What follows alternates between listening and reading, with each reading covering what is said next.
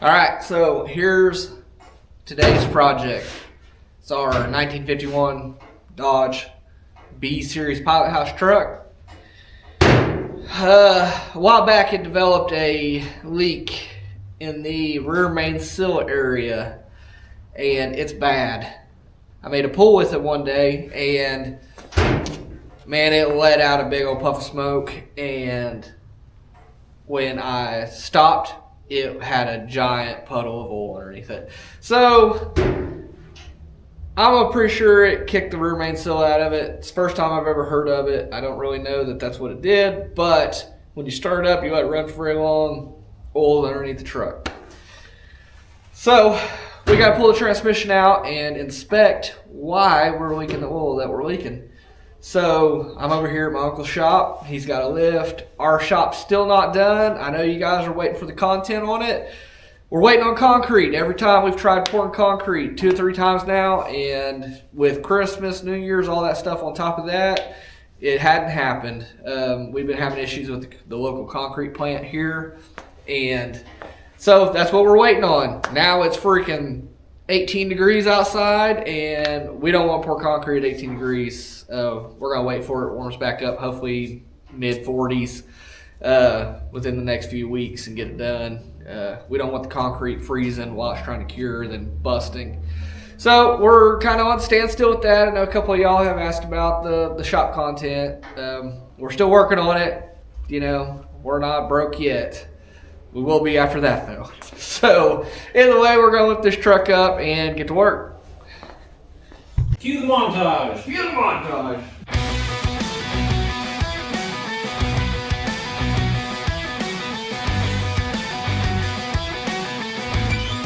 Get you some of that.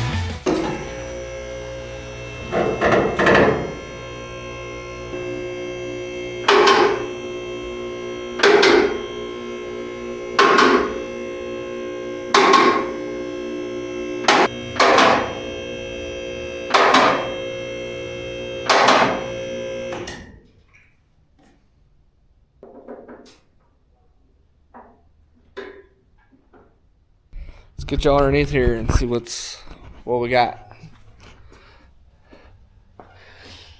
Oh man, right off the bat, like I said, it's an issue with all this, and it is engine oil.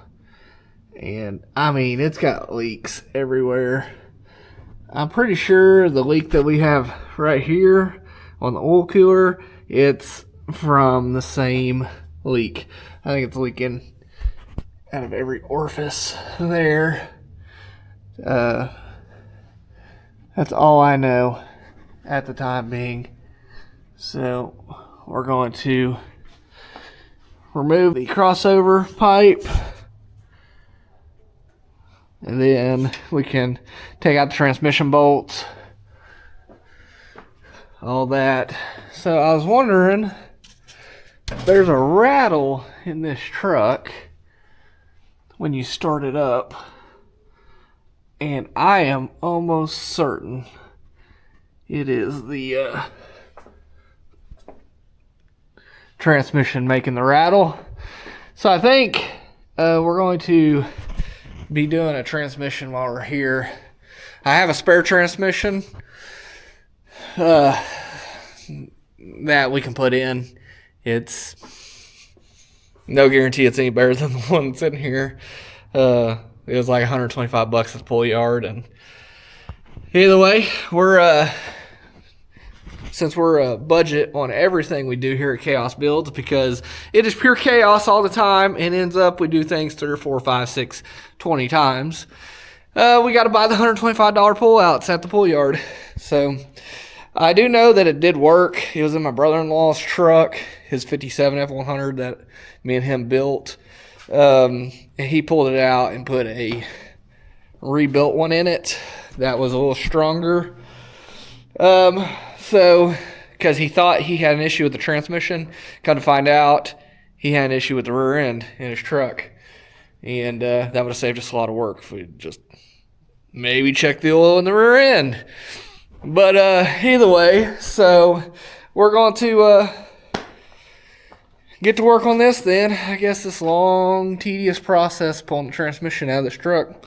Has anybody need a stick? Just found one in the truck. So let's get to it. It's terrible when you don't remember what size wrench your own parts are on your truck. It only took like 3 wrenches to figure it out.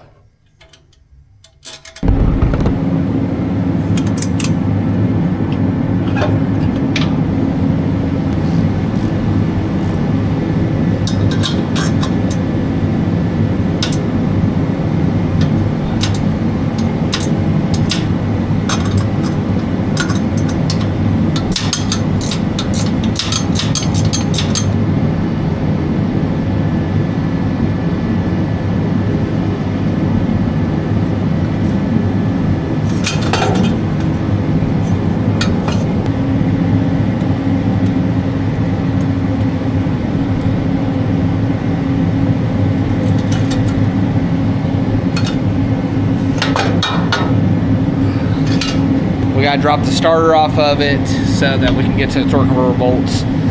So hold on just a second, I'll get to that. We've got the main power we have to disconnect, and it would help if I grabbed the right wrench. It's gonna be the common theme on this, me grabbing the wrong wrench.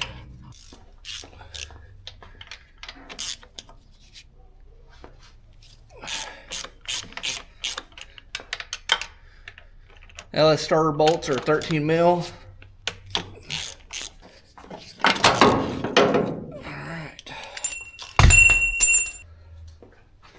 Alright, so we're going to come over here, disconnect the gear selector.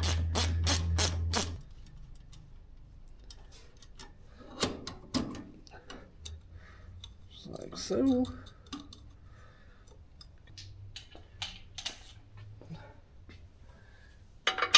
Oh no, it's 17. Could be standard. We're gonna go 17. Seems to fit it.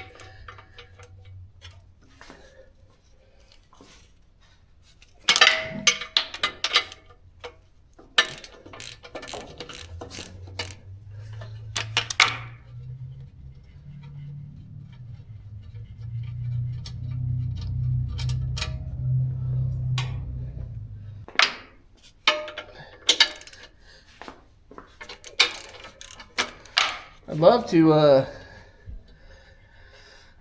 get this all fixed and we don't have to worry about it no more, so I can actually drive this truck.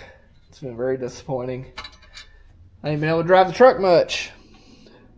Like first week we drove it, knocked the sill out of it. Alright. So here's the little spacers. I ended up TIG welding these together. Last time we had the motor out of it because I got tired of fighting the washers. Whoever RTV'd them together, so now they're TIG welded together, so we don't have to worry about it. Those are the spacers for the converter, so that the pump spacing's correct.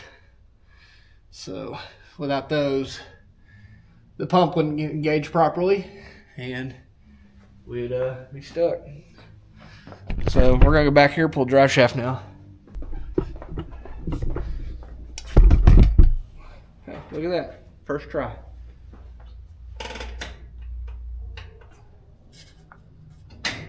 Alright.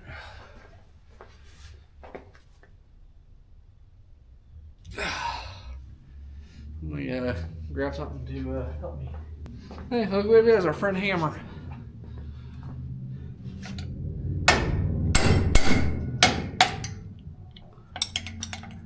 Man, I never decided that was a good idea to put them on that tight. Should get that man a trophy or something.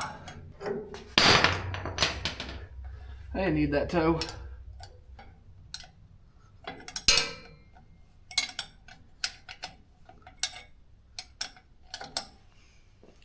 I'll get back to y'all when the drive shaft's out.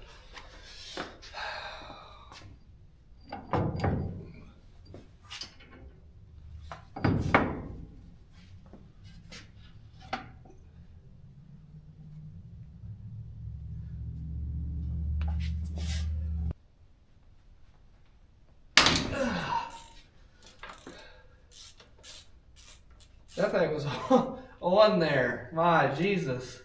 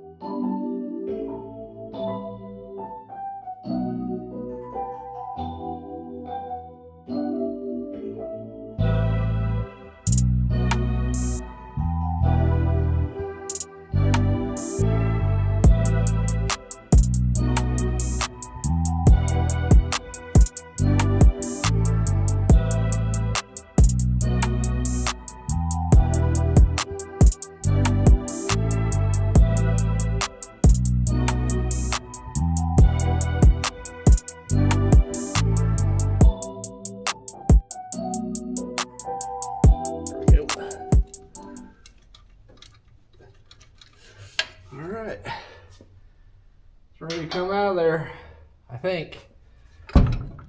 Appears like it.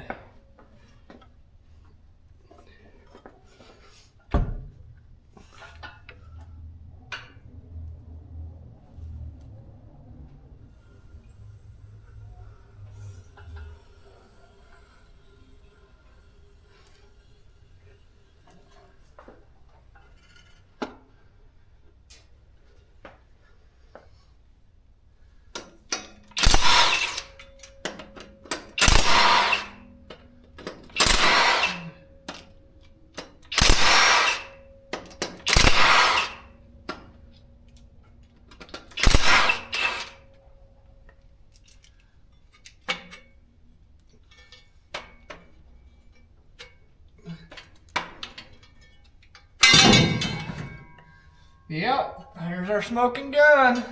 Knew it was a remain. So, alright, so this cell right here is not in all the way. It's, there shouldn't be a lip here. You should just be able to, that should be flush. So, why did it push it out? I do not know. I'll tell you what I do know. I'm halfway tempted just to pound it back in. Call it good. I don't know. Let me think about it.